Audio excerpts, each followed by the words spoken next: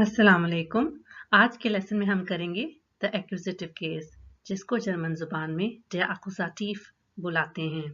इसमें हम देखेंगे कि पर्सनल प्रोनाउंस लगाकर डेफिनेट और इंडेफिनेट आर्टिकल्स लगा के हम किस तरह से एक्यूजेटिव केस के जुमले बना सकते हैं। So let's begin.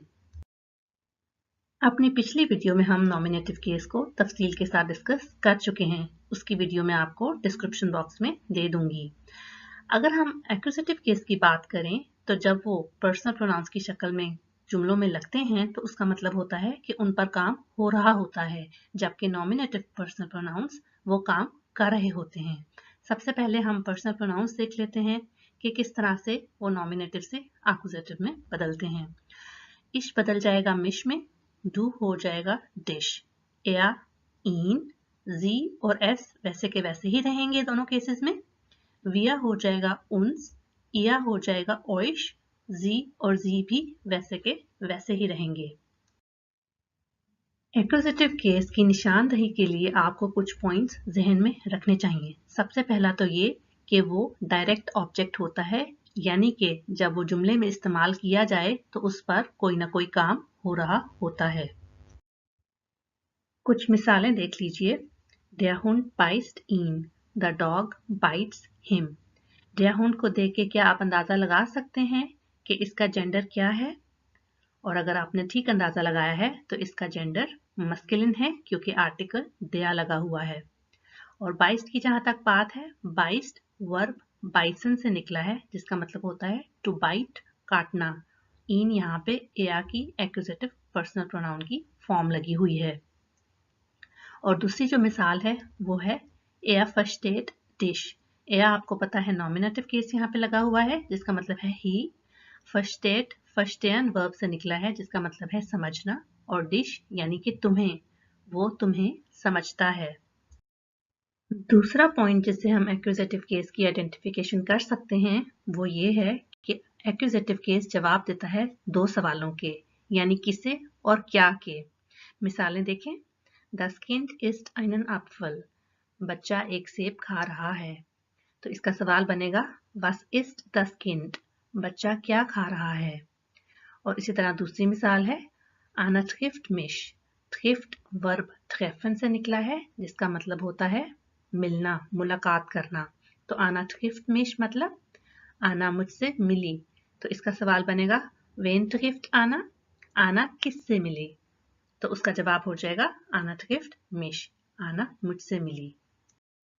तीसरा और आखिरी पॉइंट बहुत बहुत ज़रूरी है, और वो ये है कि जब भी आप वर्ब कॉन्जुगेशन करेंगे तो आप सब्जेक्ट यानी नॉमिनेटिव केस के हिसाब से करेंगे, ना कि एक्यूजेटिव केस के हिसाब से। तो ये बात आपने हमेशा याद रखनी है कि वर्ब कॉन्जुगेशन सब्जेक्ट यानी नॉमिनेटिव केस के हिसाब से लगा करेगी।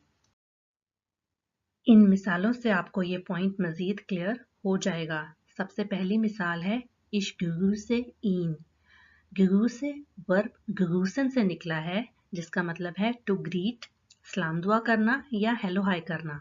तो Ich grüße ihn, I greet him। अगर इस सेंटेंस को आप चेंज करें तो वो बन जाएगा Er grüßt mich, he greets me। आप देख रहे होंगे कि हमने नॉमिनेटिव के हिसाब से वर्ब कॉन्जुगेशन इस्तेमाल की है। दूसरी मिसाल है Er liebt dich। वो तुम्हें चाहता है। Du liebst ihn, तुम उसे चाहती या चाहते हो, यानी किसी लड़के को। तीसरी मिसाल है Ich kenne sie, I know her। kenne verb kennen से निकला है, जिसका मतलब होता है वाकिफ होना, मालूम होना, किसी से वाकफियत रखना। इसको अगर हम चेंज करेंगे तो हो जाएगा Sie kennt mich, she knows me। अब हम देख लेते हैं कि डेफिनेट आर्टिकल्स केसेस के हिसाब से किस तरह बदलते हैं। आप देख रहे होंगे कि सिर्फ मस्कुलिन डेफिनेट आर्टिकल्स में तब्दीली आएगी, फेमिनिन, न्यूटर और प्लूरल दोनों केसेस में वैसे के वैसे ही रहेंगे। तो मस्कुलिन डेया से डेन में बदल जाएगा, लेकिन मतलब में कोई फर्क नहीं आएगा, यानी डेया मन और डेन मन दोनों का मतलब एक जैसा है, the man. D Frau the women, औरत। das Kind द चाइल्ड, बच्चा। डी किंडा द चिल्ड्रन, बच्चे। मैंने डेफिनेट आर्टिकल्स लगा के कुछ जुमले बनाए हैं, लेकिन इनिशियली जो प्रोनाउंस इन जुमलों में लगे हुए हैं वो नॉमिनेटिव केस के हैं, और जो अंडरलाइन सारे नाउन्स हैं वो डेफिनेट आर्टिकल्स के साथ एक्यूजेटिव केस में हैं। तो देख लेते हैं इन मिसालों को। Ich grüße den Mann. I greet the man. hört die Musik. hört hören से है यानी सुनना, तो he is listening the music या he listens the music. D music का जेंडर आपको शायद अंदाजा हो गया हो कि फेमिनिन है, क्योंकि आर्टिकल डी लगा है। Ich brauche das Buch. I need the book. brauche brauchen से है, brauchen to need किसी भी चीज की जरूरत होना। das Buch का जेंडर न्यूटर है, das इंडिकेट कर रहा है। Wir haben die Schokoladen. We have the chocolates. तो die Schokoladen यहाँ पे प्लूरलाइज्ड है die Schokolade का। इंडेफिनिट आर्टिकल्स में भी केसेस के हिसाब से तब्दीली आती है। यहाँ पे हम नॉमिनेटिव और एक्यूजेटिव केस के चूंकि डील कर रहे हैं तो उनका देख लेते हैं, और आपको ये याद होगा जो कि अभी हमने डेफिनेट आर्टिकल्स का टेबल डिस्कस किया है, ये बिल्कुल उसी पैटर्न को फॉलो करता है, यानी सिर्फ मस्कुलिन में चेंज आता है, फेमिनिन और न्यूटर वैसे का वैसा ही रहता है। तो देख लेते हैं, मस्कुलिन बदल जाएगा आइन से आइनन में, यानी आइनन मन या आइन मन दोनों का मतलब होगा अ मैन, एक मर्द। फेमिनिन आइने आइने सेम रहेगा, आइने फ्राउ एक औरत, और न्यूटर में होगा आइन किंड एक बच्चा। मैंने इंडेफिनेट आर्टिकल्स लगाकर भी कुछ एक्यूजेटिव केसेस की एग्जांपल्स बनाई हैं, लेकिन आपको ऑलरेडी पता है कि नॉमिनेटिव केस में मैंने पर्सनल प्रोनाउंस ही इस्तेमाल किए हैं। सबसे पहली मिसाल है Er kauft einen Pullover, यानी ही बाइज अ स्वेटर, वो एक स्वेटर खरीद रहा है। अब आपका ये लेवल आ गया है कि किसी भी इंडेफिनेट आर्टिकल को देख के आप अंदाजा कर सकेंगे कि उस नाउन का जेंडर क्या हो सकता है। यहाँ पर आइनन इंडिकेट कर रहा है कि ये मस्कुलिन नाउन है, यानी कि der आर्टिकल कैरी करेगा। Sie hat eine Tasche, she has a bag. Tasche के मल्टीपल मीनिंग्स हैं। Tasche पॉकेट के मानों में भी आता है और हैंडबैग के मानों में भी आता है। तो sie hat eine Tasche, she has a bag. तो आइने इंडिकेट करता है कि Tasche का जेंडर die Tasche है। Ich singe ein Lied, I sing a song. ein Lied यहाँ पे इंडिकेट कर रहा है कि सॉन्ग का जेंडर न्यूटर है, यानी das Lied होगा। तो मैं गाना गा रही हूँ या गाती हूँ।